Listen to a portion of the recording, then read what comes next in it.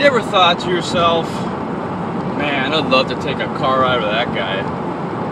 And now you can. Welcome to Car Rides with Donnie. Today, I'm going to talk about the SAID principle. If you're not familiar with the SAID principle, it's specific adaptations to impose demands, okay? Whether people know it or not, it's basically the golden rule of training, right? Your body's going to adapt to the demands that you impose on it, right? So how do you run a marathon? Right, you run, okay? How do you squat 500 pounds? You squat 500 pounds. There's also little rules and ideas thrown in the mix. Traditional strength training, 3 to 5 reps, maybe sometimes 6. Typically, I would say 3 to 6 sets, right? So 3 to 6 sets of basically 3 to 6 reps is your typical strength routine. If you're looking more for hypertrophy, 8 to 12 repetitions, right? Probably 3 to 5 sets. Just a rule of thumb. Everybody's different. Everybody's got their own opinions, but typically those are the rep ranges and set ranges. And then if you're looking for muscular endurance, 15 to sometimes 30 reps. So the biggest thing is defining your goals and to not have conflicting goals. So my opinion, squatting heavy is not going to help you run a marathon, just like running a marathon is not going to help you squat heavy. That's why I believe, and that's why I like training for a goal, because then you're not going to have conflicting ideas about what you should do. For example, my goal is to do a powerlifting meet.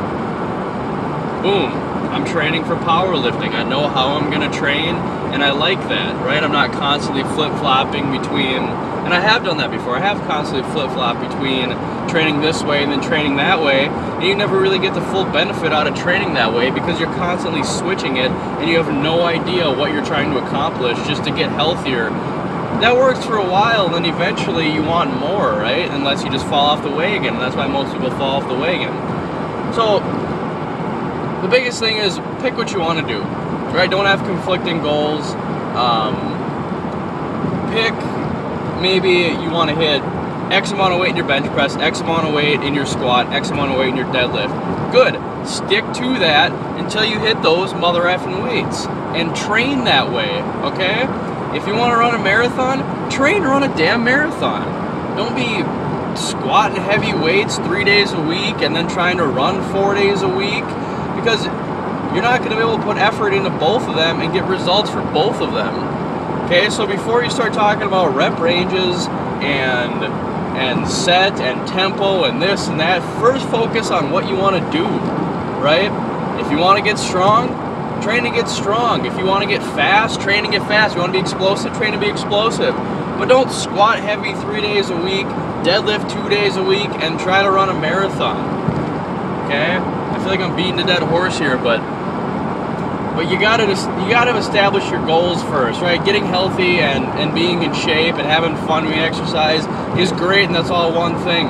But it only lasts for so long, and if you don't have defined goals and where the hell you want to get to, you're not going to get there, right? If you want a 300-pound bench press, 400-pound squat, and a 500-pound deadlift, you better damn well train like that, right? Hitting the low to mid rep range and doing it often, right?